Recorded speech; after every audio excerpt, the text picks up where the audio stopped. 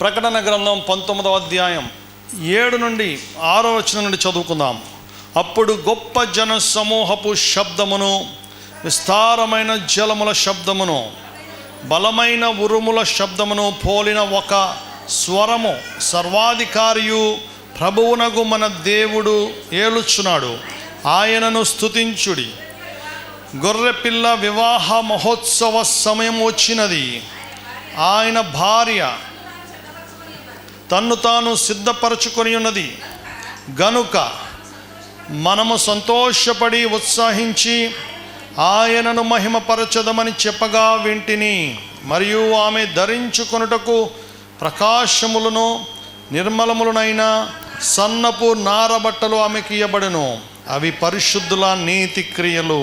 మరియు అతడు నాతో ఇలాగూ చెప్పెను, గొర్రెపిల్ల పెండ్లి విందుకు పిలువబడిన వారు ధన్యులని వ్రాయుము. మరియు ఈ మాటలు దేవుని యథార్థమైన మాటలని నాతో చెప్పెను.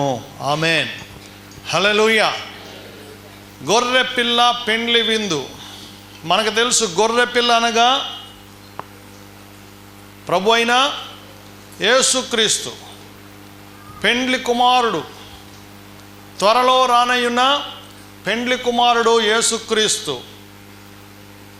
వధువు సంఘం ఎవరు? వధువు సంఘం ఎవరు? వధువు సంఘము మనం. దేవునికి స్తోత్రం. వధువు సంఘం పెండ్లికి పిలువబడిన వారు ధన్యులు అంటాడు. వధువు సంఘము దేనితో అలంకరించుకుంది? 8వ వచనం మనం చదువుతున్నాం. మరియు ఆమె ధరించుకొనుటకు ప్రకాశములను నిర్మలములునైన సన్నపు నార బట్టలు ఆమెకి ఇయ్యబడును. అవి పరిశుద్ధుల నీతి క్రియలు. హల్లెలూయా. సంఘం ఏం ధరించుకోవాలి అనగా, వధువు, పెండ్లి కుమార్తె, వధువు సంఘం మనం ఏం ధరించుకోవాలి? నీతి క్రియలు. మనం పరిశుద్ధులం. అదే ప్రకటన గ్రంథం 7వ అధ్యాయం 14వ వచనంలో చదివినట్లయితే, వీరు మహాశ్రమల నుండి వచ్చిన వారు, గొర్రెపిల్ల రక్తములో తమ వస్త్రములను ఉదుకుకొని వాటిని తెలుపుగా చేసుకొనిరి. ఆమేన్. ఎవరు వాళ్ళు? తెల్లని వస్త్రాలు వేసుకున్న వాళ్ళందరూ కూడా పాపములు క్షమించబడిన వారు, పరలోకంలో పౌరసత్వం పొందిన వారు. దేవునికి స్తోత్రం. ఈ లోకంలో అన్నిటికంటే గొప్ప పౌరసత్వం, ఈ సృష్టి అంతట్లో గొప్ప పౌరసత్వం అమెరికా పౌరసత్వం కాదు, ఇంగ్లాండ్ పౌరసత్వం కాదు, ఆ సిటిజన్షిప్, ఈ సిటిజన్షిప్, ఆస్ట్రేలియా, న్యూజిలాండ్, లేకపోతే సింగపూర్ కాదు. కానీ అన్నిటికంటే గొప్ప పౌరసత్వం ఏంటది? పరలోకపు పౌరసత్వం. హల్లెలూయా. ఈ భూమి మీద ఏ దేశంలో అయినా నువ్వు మహా అయితే 60 ఏళ్ళు, 70 ఏళ్ళు, 80 ఏళ్ళు, 100 ఏళ్ళు బతుకుతావేమో, కానీ ఆ దేశంలో హల్లెలూయా తరతరములు, యుగ యుగములు, నిత్య జీవములను ఉంటావు. కాబట్టి అన్నిటికంటే ప్రాముఖ్యమైన ఏకైక గురి, ఏకైక గమ్యం, గోల్, డెస్టినీ క్రైస్తవునికి, ప్రతి మానవునికి ఉండాల్సింది గొర్రెపిల్ల రక్తములో మన వస్త్రములు తెలుపుగా చేసుకుంటే తప్ప మనము ఆ పౌరసత్వాన్ని పొందలేము. దేవుని స్తోత్రం. హల్లెలూయా. గొర్రెపిల్ల, వదకు తేబడిన గొర్రెపిల్ల. దేవుని స్తోత్రం. హల్లెలూయా. యోహాను, బాప్టిస్ట్ యోహాను ప్రవచిస్తున్నాడు. బాప్తిసం పొందడానికి వచ్చిన యేసయ్య వైపు చూస్తూ యోహాను సువార్త 1వ అధ్యాయం 29వ వచనం 36వ వచనంలో, ఇదిగో లోక పాపమును మోసుకొని పోవు దేవుని గొర్రెపిల్ల. హల్లెలూయా, హల్లెలూయా. ఇదిగో దేవుని గొర్రెపిల్ల అని చెప్తున్నాడు. గొర్రెపిల్ల అనగా వదకు తేబడిన గొర్రెపిల్ల. ఆ గొర్రెపిల్ల రక్తంలోనే నీకు మోక్షం. దేవునికి స్తోత్రం. ప్రియ దేవుని బిడ్డ, ఆ గొర్రెపిల్ల పెండ్లి మహోత్సవమునకు, వివాహ మహోత్సవమునకు పిలువబడిన వారు ధన్యులు. దేవునికి స్తోత్రం. గొర్రెపిల్ల వివాహ మహోత్సవము, పెండ్లి విందు జరగబోతుంది, పరలోకంలో విందు జరగబోతుంది. బైబిల్ గ్రంథం అంతం, ఎండింగ్ పెండ్లితో ముగిసింది. బైబిల్ గ్రంథం ప్రారంభం, బిగినింగ్ పెండ్లితో ప్రారంభమైంది. హల్లెలూయా. ఆదాము అవ్వలకి ఏం చేశాడు? ఆయన పెళ్లి చేశాడు. ఆదికాండం 2వ అధ్యాయం. హల్లెలూయా. కాబట్టి వివాహము అనగా కలయిక, వివాహం అనగా సహవాసం. ఇద్దరు కలిసి ఉండాలని దేవుడు కోరుకుంటున్నాడు, అది సహవాసం. అలాగే దేవుడు కూడా సంఘంతో కలిసి ఉండాలని కోరుకుంటున్నాడు. అది అల్టిమేట్ ఫైనల్ లవ్ ఫీస్ట్. హల్లెలూయా. లవ్ ఫీస్ట్, అగాపే ఫీస్ట్ అంటాడు దీన్ని. అగాపే అనగా ప్రేమ. అగాపే అనే మాటకు దేవుని ప్రేమ అనే అర్థాన్ని ఇస్తుంది. ప్రియ దేవుని బిడ్డ, అగాపే దేవుని ప్రేమ. ఈ లోకంలో అనేక రకాల ప్రేమలు ఉన్నాయి, అనేక రకాల ప్రేమలు ఉన్నాయి, కానీ ఈ అగాపే అనేది దేవుని ప్రేమను సూచిస్తుంది. కాబట్టి దేవుని బిడ్డలమైన మనం ఈ రోజున ఈ యొక్క మందిరావరణంలో మనం ఏం చేయబోతున్నాం? అగాపే విందు. దేవుని స్తోత్రం. అగాపే విందు ఈ రోజున. అగాపే అనగా దేవుని ప్రేమ. చాలాసార్లు మనం భోజనాలు చేస్తూ ఉంటాం. బైబిల్ గ్రంథంలో కూడా చూసినట్లయితే, బైబిల్ గ్రంథంలో కూడా అపోస్తుల కార్యములో ఆది సంఘంలో 4వ అధ్యాయం, అపోస్తుల కార్యములు 4వ అధ్యాయము 34వ వచనం నుండి చదివినట్లయితే, భూములైనను ఇండ్లైనను కలిగిన వారందరూ వాటిని అమ్మిన వాటి వెల తెచ్చి అపోస్తుల పాదముల యొద్ద పెట్టుచు వచ్చిరి. వారు ప్రతివానికి వారి వారి అక్కర కొలది పంచిపెట్టిరి గనుక వారిలో ఎవరికిని కొదువ లేకపోయెను. ఆదిమ సంఘం ఆ రోజున క్రైస్తవులంటే చంపేసేవారు. కాబట్టి యేసు ప్రభు పరలోకానికి వెళ్ళిపోయిన తర్వాత వారందరూ కూడా సమిష్టిగా, వాళ్ళందరూ కూడా ఆస్తులు అమ్మేసి డబ్బులన్నీ పట్టుకొచ్చి అపోస్తుల పాదముల దగ్గర పెట్టి ఆ డబ్బుతో అందరూ కలిసి సమిష్టిగా భోజనాలు చేయటం, అందరూ కూడా సహవాసం చేయటం చేశారని దేవుని వాక్యంలో మనం చూస్తున్నాం. 1 కొరింథీ పత్రికలో మనం చదివితే ఈ భోజనానికి ఎంతో ప్రాముఖ్యతను పెట్టాడు ఆయన. అయితే యేసు ప్రభు చివరి రాత్రి చేసిన భోజనం గురించి పౌలు భక్తుడి ద్వారా తెలియజేస్తూ ఉన్నాడు. యేసయ్య శరీరముగా రొట్టెను, రక్తముగా ద్రాక్షరసాన్ని ఆయన భుజించమని, పానం చేయమని ఆజ్ఞాపించాడు. ఆయన చివరి రాత్రి శిష్యులతో కలిసి భోజనం చేశాడని మనం చదువుతున్నాం. మత్తయి సువార్త 26వ అధ్యాయము ఆ భాగాల్లో. భోజనం చేయటం అనేది ఒక సహవాసానికి సూచన. భోజనం చేయటం అనేది ఒక స్నేహానికి, ఒక బంధుత్వానికి, బాంధవ్యానికి సూచనది. దేవుని స్తోత్రం. కాబట్టి కలిసి భోజనం చేయటం అది ఒక ప్రేమను సూచిస్తుంది. యేసు ప్రభు తరచుగా శిష్యులతో కలిసి భోజనం చేసేవారు, తనకిష్టమైన వారితో భోజనం చేసేవారు. లూకా సువార్త 10వ అధ్యాయం 40 వచనాల భాగాల్లో చూస్తే, లాజరు మరియ మార్తాల ఇంటిలో ఆయన భోజనం చేయటానికి ముందు వాక్యం చెప్తున్నాడు. అప్పుడు మార్తా వంటగదిలో ఉండి మరి కంప్లైంట్ చేస్తున్నట్టు మనం ఎరిగిన వారమే. మరొకసారి కుష్ఠరోగిగా బాగుపడిన సీమోన్ అనే వారి ఇంట్లో ఆయన భోజనానికి కూర్చున్నప్పుడు ఒక స్త్రీ ఏం చేసింది? అతి విలువైన అచ్చజటామాంసి అత్తరు పట్టుకొచ్చి ఆయన తల మీద పోసింది. ఇంకొకసారి ఏమో ఇంకొక స్త్రీ కన్నీళ్లతో ఆయన పాదాలు కడిగి తన తల వెంట్రుకలతో తుడిచినట్లు మనం చూసాం లూకా సువార్త 7వ అధ్యాయంలో. ప్రియదేవుని బిడ్డ, కాబట్టి యేసు ప్రభు చాలాసార్లు భోజనం చేశారు. యోహాను సువార్త 2వ అధ్యాయంలో కానాలో జరిగిన వివాహంలో ఆ భోజనంలో ద్రాక్షరసము కొరత ఏర్పడినప్పుడు ఆయన మొదటి సూచక క్రియ చేశారు. దేవుని స్తోత్రం. కాబట్టి కలిసి భోజనం చేస్తాం. మనకి ఇష్టమైన వారు ఎవరైనా వస్తానంటే భోజనంకి వచ్చేయండి అంటాం. హల్లెలూయా. మనకి ఇష్టమైన వాళ్ళు ఎవరైనా వస్తే భోజనం చేసి వెళ్ళాలి అని చెప్తాం. ఎవరైనా చెప్తారంటే మేము 11 గంటలకు మీ ఇంటికి వస్తామని ఫోన్ చేసి అనుకో, ఇంకెలాగ వస్తారు కదా, భోజనం చేసి వెళ్ళాలి అని చెప్తాం. మనకి ఇష్టమైన వారు, మనకు ప్రేమించేవారు, మన బంధువులు, మన రక్త సంబంధులు, అటువంటి వారితో మనము సహవాసం చేయటం అనేది దేవుని వాక్యానుసారమైన పద్ధతి. దీని గురించి అపోస్తల కార్యాలు రాయబడింది 2వ అధ్యాయంలో.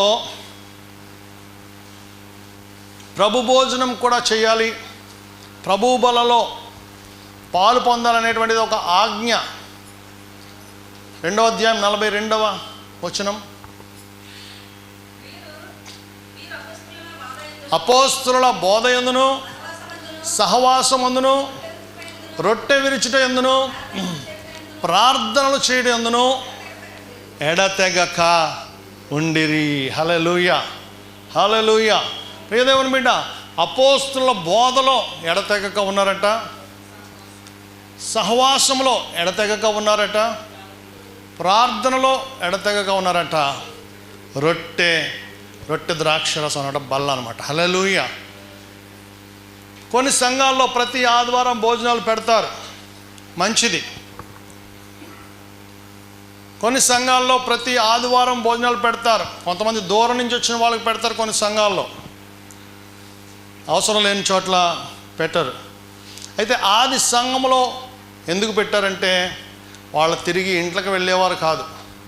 వాళ్ళందరూ ఏం చేసేవారు, ఆస్తులు భూములు అమ్ముకుని ఇంకంతా ఒక చోట మేడగది మీద ఎక్కడ ఉండేవారు. కాబట్టి ఇంకా వాళ్ళు రోజు భోజనం చేయాలి. కాబట్టి ఈ సంఘంలో భోజనాలు పెట్టడం అనేది కాదు, కానీ ముఖ్యమైనది ఏంటి, రోమపత్రికలో 14:17 దేవుని రాజ్యము భోజనమును పానమును కాదు కానీ నీతియు సమాధానమును పరిశుద్ధాత్మయందలి ఆనందమునై ఉన్నది. దేవుని స్తోత్రం.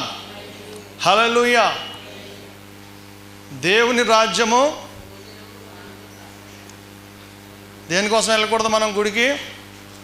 అక్కడ భోజనం పెడుతున్నారు, అక్కడ వెళ్ళగానే ఏసీలు ఆన్ చేస్తారు, అక్కడ కూర్చోగానే కూల్ డ్రింక్ వచ్చేస్తుంది. ఈ మధ్య కొన్ని చర్చిలు అలా కూడా మొదలుపెట్టారంట. ఏం పెడుతున్నారు అక్కడ? కూల్ డ్రింక్, రిఫ్రెష్మెంట్స్, పొద్దున్నే బ్రేక్ఫాస్ట్ పెట్టేస్తున్నారంట. ప్రియదేవుని బిడ్డ, మధ్యాహ్నం భోజనాలు, స్వైప్ కార్డులు, ఏమంటారు, స్వైపింగ్ మిషన్లు, అవన్నీ మనకి ప్రాముఖ్యమైనది కాదు అంటున్నాడు. ఏమన్నాడు? దేవుని రాజ్యము భోజనమును పానమును కాదు, కానీ నీతియు సమాధానం పరిశుద్ధాత్మయందలి ఆనందమునై ఉన్నది. ఎవరైనా అడిగితే ఈ వాక్యం చూపించండి. దేవుని రాజ్యం ఏంటమ్మా? భోజనము మన అల్టిమేట్, మన గోల్గా ఉండకూడదు, మన గురి భోజనం మీద ఉండకూడదు. హల్లెలూయా. ఓన్లీ ఈరోజు మాత్రమే ఉండాలి, ప్రతి వారం మాత్రం అసలైన ఆత్మీయ ఆహారం. మత్తయి సువార్త 4వ అధ్యాయం 4వ వచనం, మనుష్యుడు రొట్టె మూలంగా కాదు కానీ దేవుని నోట నుండి వచ్చు ప్రతి మాట వలన జీవించును. ద్వితీయోపదేశకాండంలో ఉన్న ధర్మశాస్త్రాన్ని ఆయన ఇక్కడ మాట్లాడుచున్నారు. కాబట్టి దేవుని బిడ్డలమైన మనము రొట్టె మూలంగా కాదు. ఇంగ్లీష్లో ఒక సామెత ఉంది, eat to live but not live to eat. Eat to live, బ్రతకడం కోసం తినండి, కానీ తినటం కోసమే బ్రతకొద్దు. హల్లెలూయా. మనం ఎందుకు తినాలి? బ్రతకడం కోసం తినాలి, బలం కోసం తినాలి, ఆరోగ్యం కోసం తినాలి, అంతేగాని తిండే ధ్యేయంగా. ప్రియదేవుని బిడ్డ, దేవుని రాజ్యము భోజనము పానము కాదు. ఆది సంఘంలో వారికి వేరే దారి లేదు కాబట్టి వారు ఇల్లు అమ్ముకొని ఊర్లో ఉంటే చంపేస్తారని మరణ భయంతో వాళ్ళందరూ ఊరు బయట మేడగది మీద ఆయా గృహాల్లో రహస్యమైన ఆరాధన చేస్తున్నారు. ఇప్పటికీ కొన్ని దేశాల్లో జరుగుతుంది అటువంటి ఆరాధన. చైనా దేశంలో అండర్ గ్రౌండ్ చర్చెస్లో రహస్యంగా ఆరాధన చేసుకుంటారు. పైకి ఇలాగే భూమిలాగా నేలలాగా కనిపిస్తుంది, కానీ కిందకి మెట్లు ఉంటాయి. ప్రియదేవుని బిడ్డ, అద్భుతమైన కార్యాలు దేవుడు జరిగిస్తున్నాడు. కాబట్టి భోజనము పానము కాదు, భోజనం పానం మనం పెట్టాలని లేదు. ఆది సంఘంలో కొన్ని ప్రత్యేక పరిస్థితుల వల్ల కొన్ని జరిగాయి. వాళ్ళు క్రిస్మస్లు చేసేవాళ్ళు కాదు. మీరు ఎందుకు చేస్తున్నారంటే, ఆ రోజుల్లో క్రిస్మస్ ఎక్కడ చేస్తారండి, అసలు ముందు క్రైస్తవులు అంటేనే చంపేసేవాళ్ళు. కాబట్టి క్రిస్మస్ స్టార్ కట్టినా చెట్టు పెట్టినా తోలు తీసేస్తారన్నమాట. కాబట్టి క్రిస్మస్లు చేయకపోవడం కారణం ఉంది, ప్రతిదానికి కూడా కారణం ఉంది. క్రిస్మస్ చేయొద్దని ఎక్కడ బైబిల్లో లేదు, న్యూ ఇయర్ చేయొద్దని లేదు, ఈస్టర్ చేయొద్దని లేదు. ఆ రోజులను బట్టి సంఘం విస్తరించే కొలది ఈ పండగలన్నీ ప్రారంభమయ్యాయి. మరి పాత నిబంధనలో పండగలు చేసుకోమన్నాడుగా దేవుడు. హల్లెలూయా. పాత నిబంధనలో సంవత్సరానికి ఒకసారి కృతజ్ఞతార్పణల పండగ, ప్రతిష్ఠితార్పణల పండగ, పస్కా పండుగ. ఆ ఎర్ర సముద్రం దాటిన రోజును గుర్తుపెట్టుకుని పస్కా పండుగ చేసుకోమన్నాడు. హల్లెలూయా. కాబట్టి మనం ఆది సంఘంతో అన్నీ పోల్చుకోకూడదు. ఆది సంఘంలో అక్కడ ప్రత్యేక పరిస్థితులను బట్టి వారు ఆ విధంగా జీవించారు. దేవునికి మహిమ కలుగును గాక. ప్రియదేవుని దేవుని వాక్యంలోకి వెళ్దాం. యూదా పత్రిక 1వ అధ్యాయం, ఒకే అధ్యాయం ఉంది, అందులో 12వ వచనం చదువుదాం.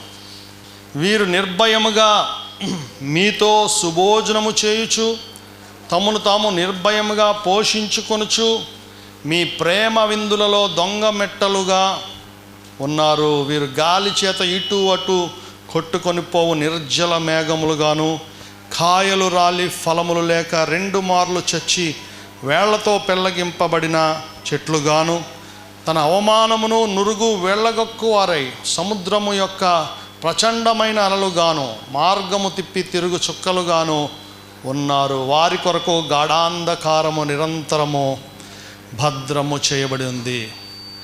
ప్రేమ విందుల్లో పాల్గొంటున్నారు, కానీ మారు మనసు లేదు. మారు మనసు లేకుండా గుళ్ళకు ఉన్న వాళ్ళ గురించి వాక్యం దేంతో పోలుస్తుంది? నిర్జల మేఘములంట. మేఘాలు వస్తాయి, అయ్యో వర్షం వచ్చేస్తుంది అనుకుంటాడు రైతు. అబ్బా వర్షం వచ్చేస్తుంది అని సంతోషిస్తాడు, కానీ ఆ మేఘాలు ఏమవుతాయి? దాటిపోతూ ఉంటాయి. నిర్జల మేఘములు. 2వ పేతురు పత్రికలో కూడా చదివితే,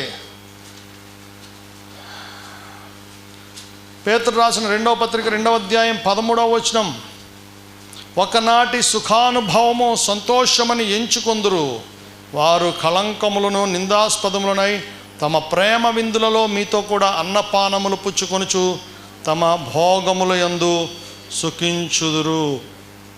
ప్రియదేవుని బిడ్డ, వారు సుఖభోగాలు వాళ్ళకి ముఖ్యం. ప్రేమ విందులకు వస్తారు.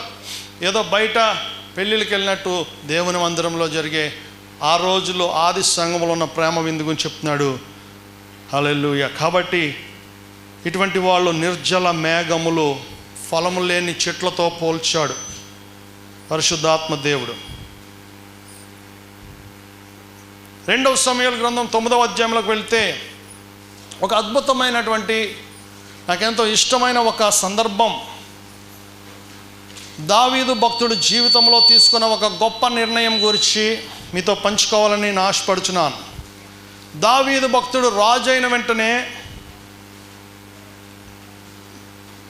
నేనేమో ఈ దేవదారు మ్రానుతో కట్టిన నగరంలో నివసించుచుండగా శత్రువులందరి మీద దేవుడు నాకు విజయం ఇచ్చాడు కదా, ఆ దేవుడేమో ఆ బయట డేరాలో ప్రత్యక్ష గుడారంలో ఉండటం ఏంటి, ఆ దేవుడి కోసం పెద్ద మందిరం కట్టించాలి అని ఒక ఆశను వ్యక్తం చేశాడు. దేవునికి స్తోత్రం. దేవుడు మందసంలో ఉండేవాడు. ట్యాబర్నకల్, ఆర్క్ ఆఫ్ ద కవనెంట్, నిబంధన మందసం. అందులో రాతి పలకలు, తుమ్మకర్ర ఇవన్నీ కూడా ఉండేవి. ఆ దేవుడు అలా ఉండడం ఏంటి, నేనేమో ఇంత ప్యాలెస్లో ఉండడం ఏంటి, ఇంతటి మ్యాన్షన్లో నేను ఉండటం ఏంటి అని దావీదు భక్తుడు నాతాను ప్రవక్త ద్వారా అడిగినప్పుడు దేవుడు అన్నాడు, నీ చేతులు రక్తంతో తడిచాయి కాబట్టి నీ కడుపున పుట్టబోయే కుమారుడు ద్వారా ఈ మందిరాన్ని కట్టిస్తాను, నువ్వు డబ్బులు పోగేయి అని చెప్పి దావీదుతో చెప్పాడు. దేవుని స్తోత్రం. దావీదు దేవుడి మాటను జవదాటకుండా ఆ పని అంతా కూడా పూర్తి చేశాడు. తన కుమారుడైన సొలొమోను ద్వారా దేవుడు ఆ యొక్క మందిరాన్ని నిర్మించాడు, యెరూషలేము దేవాలయం. రెండవ మంచి పని, దావీదు రాజు అయిన తర్వాత, స్థిరపడిన తర్వాత చేసిన రెండవ మంచి పని 9వ అధ్యాయంలోకి వెళ్తే, 2వ సమూయేలు గ్రంథం 9వ అధ్యాయంలో తను కష్టాల్లో ఉన్నప్పుడు తనకు సహాయము చేసిన యోనాతాను బట్టి నేను ఉపకారము చూపుటకు సౌలు కుటుంబంలో ఎవడైనా కలడాయని దావీదు అడిగెను. సౌలు కుటుంబమునకు సేవకుడకు సిబాయి అను ఒకడుగా. ఏ దేవుని బిడ్డ, తన ప్రాణ స్నేహితుడు యోనాతాన్ తన కష్టకాలంలో అండగా నిలబడ్డాడు. రాజుగారి కుమారుడు, రాజుగారికి దావీదుకి మధ్యలో సమాధానపరచాలని ప్రయత్నించిన వాడు, దావీదుని బ్రతికించాలని ప్రయత్నించిన వాడు. రాజుగారు చంపడానికి యోనాతాన్ దావీదుని చంపడానికి తరిమినప్పుడు సౌలు గారు యోనాతాను కొన్నిసార్లు రహస్యం చెప్పి తప్పించిన వాడు.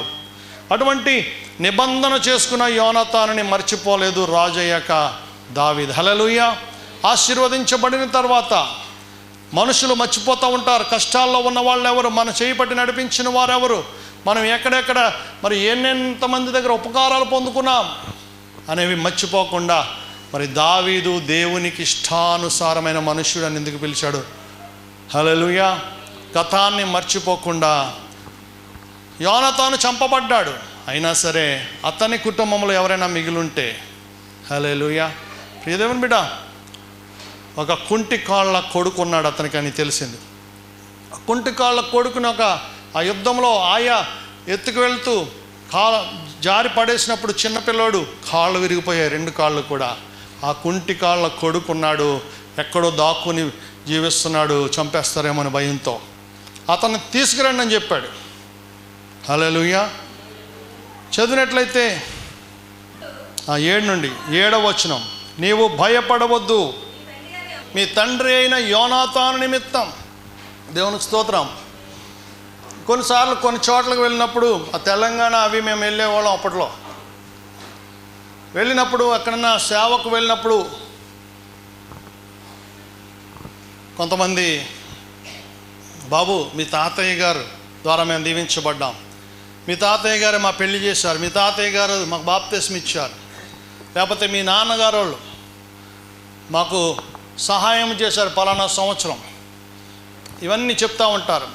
వరదల్లో మా ఇల్లు కొట్టుకుపోతే మాకు ఇల్లు కట్టించి పెట్టారు. ఇటువంటివి చెప్తున్నప్పుడు మాకు ఎంతో సంతోషం వేస్తూ ఉంటుంది. దేవుని స్తోత్రం. హల్లెలూయా. ప్రియదేవుని బిడ్డ, అనిల్ కుమార్ గారు నేను కొత్తలో రాష్ట్రం అంతా తిరిగాం. ఆ టైంలో ఆయన ట్రాన్స్లేట్ చేయడానికి నన్ను తీసుకెళ్ళేవాడు. ఆ టైంలో చాలా చోట్ల మరి నన్ను పలకరించేవారు. మీటింగ్ అయిపోయాక పరంజ్యోతి గారు మనవడని తెలిసినప్పుడు మరి సుదూర ప్రాంతాలు, ఇక్కడ కాదు, వేరే రాయలసీమ తెలంగాణ వైపు. దేవుని స్తోత్రం. హల్లెలూయా. వారి ద్వారా మేము దీవించబడ్డాం, మీ పితరుల ద్వారా మేము దీవించబడ్డాం. కాబట్టి మీతో మేము సహవాసంలో ఉంటాం. దేవునికి స్తోత్రం. ప్రియ దేవుని బిడ్డ, యోనాతాను బట్టి, యోనాతాను కుటుంబంలో ఎవరైనా, సౌలు కుటుంబంలో అంట, సౌలు అంటే శత్రువే, అయినా సరే సౌలు కుటుంబంలో ఎవరైనా మిగిలారా అని చూస్తూ 7వ వచనం అంటున్నాడు, నీవు భయపడవద్దు, నీ తండ్రి అయిన యోనాతాను నిమిత్తం నిజముగా నేను నీకు ఉపకారము చూపి నీ పితరుడైన సౌలు భూమి అంతయు నీకు మరలా. హల్లెలూయా. సౌలు అంటే ఎవరు? రాజుగారు, మొదటి రాజు, ఇజ్రాయేలు యొక్క మొదటి రాజు, దావీదు కంటే ముందు. ఆ రాజుగారి భూమి అంతా ఇప్పిస్తానంటే రాజుగారి ఆస్తి ఎంత ఉంటుందో ఒకసారి ఊహించుకోండి. ఈ దిక్కుమాలిన జీవితం జీవించినటువంటి ఈ కుంటివాడైన మెఫీబోషెతు అనే యవ్వనస్తుడు ఇప్పుడు ఏమైపోయాడు? బహుశా రాజ్యంలోనే ధనవంతుడైపోయి ఉంటాడు. దేవుని స్తోత్రం. ఆ సౌలు గారి పేరున ఉన్నటువంటి డాక్యుమెంట్లు అన్నీ తీయించాడు. మొత్తం వాళ్ళ కుటుంబం అందరికీ సంబంధించిన ఆస్తి ఈ మెఫీబోషెతుకి ఇచ్చాడు. అంతకంటే ఒక గొప్ప పని చేశాడు. ఏం చేశాడు? మరియు నీవు సదాకాలము నా బల్ల యొద్దనే భోజనము చేయుదువు. హల్లెలూయా. ప్రియదేవుని బిడ్డ, రాజుగారి బల్ల మీద భోజనం చేయటువంటి చిన్న విషయం కాదు. దేశ ప్రధానులు, దేశ నాయకులు మాత్రమే ఉంటారు. అటువంటి భోజనపు బల్ల మీద ఈ యొక్క మెఫీబోషేతు అనేటువంటి తన ప్రాణ స్నేహితుని కుమారుని రోజు చూసుకుంటూ ఉండేవాడు మహారాజు అయిన దావీదు. దేవునికి మహిమ కలుగును గాక. భోజనం అనేది ప్రేమకు సూచన. కలిసి భోజనం చేయటం అనేది అది ఆప్యాయతకు, అనురాగానికి సూచన. హల్లెలూయా, హల్లెలూయా. సామెతల గ్రంథంలో ఉంటుంది కదా, పగవాని ఇంట కొవ్విన ఎద్దు మాంసం తినట కంటే ఓ మూలన కూర్చుని ఆకుకూరలు తినుట మేలు. హల్లెలూయా. వాడు తినుము అంటాడు కానీ అంటాడు లెక్కెట్టుకుంటాడంట. ఈ రోజున వీడికి 300 బిల్లు అయి ఉంటుంది, తెగ తినేస్తున్నాడు, చూడు మళ్ళా ఏం చేసుకుంటున్నాడు అనుకుంటాడంట. హల్లెలూయా. ప్రియదేవుని బిడ్డ, సామెతల గ్రంథంలో అద్భుతమైన విషయాలు, జీవిత సత్యాలు ఉంటాయి. చదవండి, ప్రతిరోజు ఒక అధ్యాయం చదవండి. 31 రోజులు 31 అధ్యాయాలు. మన జీవితానికి ఎంతో ఆశీర్వాదకరం సామెతల గ్రంథం. కాబట్టి గయ్యాళితో, ఇంకో చోట అంటాడు, గయ్యాళితో పెద్దనింట ఉండుట కంటే మిద్దె మీద అంట అటక్ మీద ఒక మూలను నివసించుట మేలు. దేవుని స్తోత్రం. హల్లెలూయా, హల్లెలూయా, హల్లెలూయా. ప్రియదేవుని బిడ్డ, కట్నం ఇచ్చి చాలా కట్నం తీసుకొని ఒక ధనవంతురాలికి భర్త ఇవ్వటం కంటే మిద్దె మీద ఒక మూలన నివసించుట మేలు. దేవుని వాక్యంలో భోజనం యొక్క ప్రాముఖ్యతను మనం ధ్యానించుకుంటున్నాం. బైబిల్ గ్రంథంలో భోజనానికి చాలా ప్రాముఖ్యత ఉంది. ప్రేమ విందు ఆదిమ సంఘం ఆచరించేది. కాబట్టి ఈ రోజున కూడా ప్రేమ విందు అని పిలుస్తున్నాం. పాస్టర్లు కూడా నెల కూర్చుంటాం, మేము ప్రేమ విందు చేస్తాం. హల్లెలూయా. ప్రియదేవుని బిడ్డ, ఎక్కడ క్రైస్తవులు కూడి భోజనం చేసిన దాన్ని ప్రేమ విందు అని పిలుస్తారు. కాబట్టి దేవుని బిడ్డలమైన మనము దావీదు చూపిన ప్రేమ, ఆప్యాయత, అనురాగానికి సూచనగా, గుర్తుగా ఆ యొక్క భోజనపు బల్ల మీద ఆయన కూర్చోబెట్టి ఆయన మెఫీబోషెతును ఆదరించాడు, దీవించాడు, తిరిగి వాళ్ళ రుణం తీర్చుకున్నాడు. యోహాను సువార్త 21వ అధ్యాయంలో కూడా యేసు ప్రభు చనిపోయి తిరిగి 40 దినాలు ఈ భూమి మీదే జీవించాడని మనకు తెలుసు. అపోస్తలుల కార్యంలో 1వ అధ్యాయం 3, 4, 5 వచనాల్లో ఉంటుంది. ఆయన వెంటనే పరలోకానికి వెళ్ళిపోలేదు. సమాధి లేచిన తర్వాత 40 దినాలు ఇక్కడే ఉండి చాలామంది చెదిరిపోయిన వారిని తిరిగి సమకూర్చాడు, పడిపోయిన వారిని తిరిగి లేపాడు. తోమా లాంటి వాళ్ళని, పేతురు లాంటి వాళ్ళని తిరిగి చేపలు పట్టుకోవడానికి వెళ్ళిపోయిన వాళ్ళ దగ్గరికి వచ్చాడు. 21వ అధ్యాయంలో మనం చూస్తే ఆయన రాత్రంతా చేపలు పట్టి అలసిపోయారంట. ఎవరు? శిష్యులు రాత్రంతా చేపలు పట్టి అలసిపోయారు. 4వ వచనంలో అంటున్నాడు, భోజనమునకు ఏమైనా ఉన్నదా, వెళ్ళి దోణి కుడి పక్కన వలవేయండి. ప్రియదేవుని బిడ్డ, రాత్రంతా ప్రయాసపడ్డారు, చేప ఒక్కడు కూడా పడలేదు. పైగా సముద్రం అది. యేసు దరిన నిలిచాడంట. వాళ్ళు యేసయ్య ఒక శుభవార్త తెచ్చాడు వాళ్ళ కోసం. హల్లెలూయా. ప్రియదేవుని బిడ్డ, నువ్వు లోకం సంబంధంగా యేసయ్య లేకుండా ఎంత కష్టపడినా, నువ్వు నీ ప్రయాస వృధా ప్రయాస అయినప్పటికీ కూడా నీకు యేసయ్య ప్రత్యక్షమైనప్పుడు, ఆ కానా వివాహంలో ద్రాక్షారసము లేని నిస్సహాయ స్థితిలో ఆ తల్లికి ఎవరు కనబడ్డారు? యేసు ప్రభు కనబడ్డారు. హల్లెలూయా. మరి ఈ పునరుద్ధాన దినమున నీవు ఏ నిస్సహాయ స్థితిలో ఉన్నావో, ఏ ఒంటరితనం అనుభవిస్తున్నావో, ఏ కష్టంలో ఉన్నావో, యేసయ్య నీ యొద్ద ఉన్నారు, నువ్వు మర్చిపోవద్దు. దేవుని స్తోత్రం.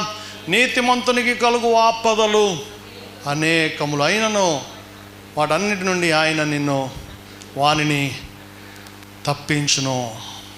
కలుగుతాయి, ఆపదలు వస్తాయి, అక్కర్లు వస్తాయి, కష్టాలు వస్తాయి, కొరతలు వస్తాయి, శ్రమలు వస్తాయి, వ్యాధులు వస్తాయి, ఒంటరితనం వస్తుంది. అయినా సరే ఆయన నువ్వు ఆశ్రయించువాడు ధన్యుడు. ఆ మధ్య నా భార్య ఊరెళ్ళింది. రోజు మెస్ నుంచి రప్పించుకుని తినేవాళ్ళం మేము. భోజనం లేకపోతే బతకలేం కదా, మరి మెస్ నుంచి రప్పించుకుని తినేవాళ్ళం. ఒకరోజు మా పెద్ద అబ్బాయి నాతో ఉన్నాడు, వాడు మిగతా ఇద్దరు వాళ్ళ అమ్మతో వెళ్ళిపోయారు. మరి నాన్న కాఫీ చేయరా అన్నాను. కాసేపటికి కాఫీ చేసుకొచ్చాడు. తాగితే చాలా టేస్ట్గా ఉంది. అబ్బా మీ అమ్మ కంటే చాలా బాగా చేశారు నువ్వు అన్నాను. డాడీ నేను కాదు చేసింది, ప్రసాద్ అన్నయ్య చేశాడు అన్న. ఈ ప్రసాద్ నిజమా? ప్రసాద్ ఎంత బాగా చేస్తాడా? నిజమే, వాళ్ళ భార్య కూడా గల్ఫ్లో ఉంటుంది కాబట్టి ఆయనకు కూడా కాఫీ చేయడం వచ్చేమో, నాకు తప్ప అందరికి వచ్చి. ఇప్పుడు ఎందుకు చెప్తున్నానంటే, ఈ ప్రసాద్ ఇక్కడ సౌండ్ సిస్టమ్ కాడ కూర్చోకుండా ఆ వంటల కాడ ఉంటాడు. మొత్తం ఆల్రౌండర్ అనమాట, అన్ని పనులు వచ్చాయి ఆయనకి. దేవుని స్తోత్రం. అద్భుతమైన సాక్ష్యం ఏంటంటే, ఒకప్పుడు పచ్చి తాగుబోతు. దేవునికి స్తోత్రం. హల్లెలూయా. అతిక్రమములు దాచిపెట్టువాడు, వాటిని ఒప్పుకొని విడిచిపెట్టువాడు కనికరం పొందను. నేను ఎప్పుడైనా అర్ధరాత్రులు ఊరిలో నుంచి వస్తుంటే ఆ రోడ్డు మీద కొంతమంది తాగుబోతులు కూర్చునేవారు. ఆ గొల్లగూడెం ఆ సెంటర్లో అక్కడే కూర్చునేవారు వీళ్ళందరూ కూడా. నాకు ఒళ్ళు మండిపోతూ ఉండేది. దేవునికి స్తోత్రం. మరి నేను పాస్టర్ అమ్మ గారు చాలా ప్రార్థన చేశాం. పోయిన సంవత్సరం అనుకుంటా చెప్పాడు, మొత్తం అన్నీ మానేశాడు. దేవుని స్తోత్రం. ఇంకా జీవితంలో మానుకోలేడు అనుకున్నాం. నేనైతే నమ్మలేదు, నా విశ్వాసం తక్కువైంది ఆ అబ్బాయి విషయంలో. కానీ మన దేవుడు గొప్ప దేవుడు. హల్లెలూయా. రోజు మనతో సహవాసం చేసేవాళ్ళు ఏమైపోవాలి? మారిపోవాలి. దేవుని స్తోత్రం. హల్లెలూయా. మనం ప్రార్థన ఎడతెగక చేసినప్పుడు ఎవరైనా మారిపోతారు. దేవునికి మహిమ కలుగును గాక. హల్లెలూయా. ప్రియ దేవుని బిడ్డ, ఇక్కడ ఏ పని ఉన్నా సరే కంటికి నిద్ర రాకుండా, కునుకు కూడా రాకుండా, రాత్రి పగళ్ళు అన్ని పనులు అయ్యే వరకు ఇంటికి వెళ్ళడు మన ప్రసాద్. దేవునికి స్తోత్రం. హల్లెలూయా. ఆ బిడ్డ కోసం ప్రార్థన చేయండి. మరి దేవుడు మనకు ఇచ్చిన వాక్యము, యేసు ప్రభు ఆ ధరిని నిలబడి చేపలు పట్టమని కుడివైపుకు వలవేయమన్నాడు. వారు పట్టినప్పుడు 153 రకాల పెద్ద చేపలు పడ్డాయి. పొద్దున్నే ఆయన వాళ్ళతో పాటు రొట్టెలు ఆ చేపలు ఫ్రై చేసుకుని వాళ్ళు బ్రేక్ఫాస్ట్ చేశారు. దేవుని స్తోత్రం. హల్లెలూయా. ప్రియ దేవుని బిడ్డ, సీమోను నువ్వు నన్ను నిజముగా ప్రేమించుచున్నావా అని ముమ్మారు ప్రశ్నించి పేతుర్ని తిరిగి నిలబెట్టాడు. పడిపోయాడు పారిపోయిన పేతుర్ని. అద్భుత కార్యాలు దేవుడు చేశాడు 40 రోజుల్లో. కాబట్టి ప్రేమతో వారితో కలిసి సహవాసం చేశాడు. ఈ రోజున మనతో కూడా ఆయన ఉన్నాడు. మనందరము ప్రేమతో మరి ఈ ప్రేమ విందులో పాలు పొంది దేవుని నామ మహిమార్థమై గొర్రె పిల్ల యొక్క పెండ్లి విందు కొరకు సిద్ధపడదాం. అటు అనుభవంలో పరిశుద్ధాత్మ దేవుడు మనను నడిపించును గాక. ఆమేన్. ప్రార్థన. హల్లెలూయా. అందరూ లేచి నిలబడదాం. మీరు ఇచ్చిన వాక్యము మంచి నేలబడిన విత్తనం వలె మా అందరి జీవితాల్లో, హృదయాల్లో 30 40 100 ఫలింప చేయమని ప్రార్థన చేయించినాం ప్రభువా. దేవా, దేవుని రాజ్యము భోజనము పానము కాదు, నీతియు సమాధానము పరిశుద్ధాత్మ యందలి ఆనందం అన్నావు. దేవా, ఇంకా ఇక్కడ ఎవరెవరైతే ఏ అవసరాలు ఉన్నారో అందరి హృదయ వాంఛలు, ప్రార్థన అవసరాలు తీర్చి మీరే మహిమ ఘనత ప్రభావాలు పొందమని దేవా. మరి ముఖ్యంగా ఈ వారమంతా మీ సన్నిధి బిడ్డలకు తోడుగుంచి దేవా, కరోనా వైరస్ కానీ, ఎటువంటి ఒమిక్రాన్ కానీ, డెల్టా వైరస్ కానీ ఏది బిడ్డలను తాకకుండా మీ రక్తంతో ముద్రించమని ప్రార్థన అంతటికి జవాబు ఇచ్చేందుకు వందనాలు, స్తుతులు, స్తోత్రాలు చెల్లిస్తూ యేసు పరిశుద్ధ నామమున మిక్కిలి వినయముతో ప్రతిమలాడి వేడుకొని మీ పాదముల చెంత చేరి ప్రార్థన చేయించిన మా పరమ తండ్రి. ఆమేన్. భాషలతో దేవదూతల భాషలతో మాటలాడినను ప్రార్థించినను ప్రేమ లేని వానివైతే ఫలితము లేదు. ప్రేమనే ఆత్మఫలం ఫలింపుము నీవు. ప్రేమ లేని వానివైతే ఫలితము లేదు. ప్రేమనే ఆత్మఫలం ఫలింపుము నీవు. మనుషుల భాషలతో దేవదూతల భాషలతో ఆటలాడినను ప్రార్థించినను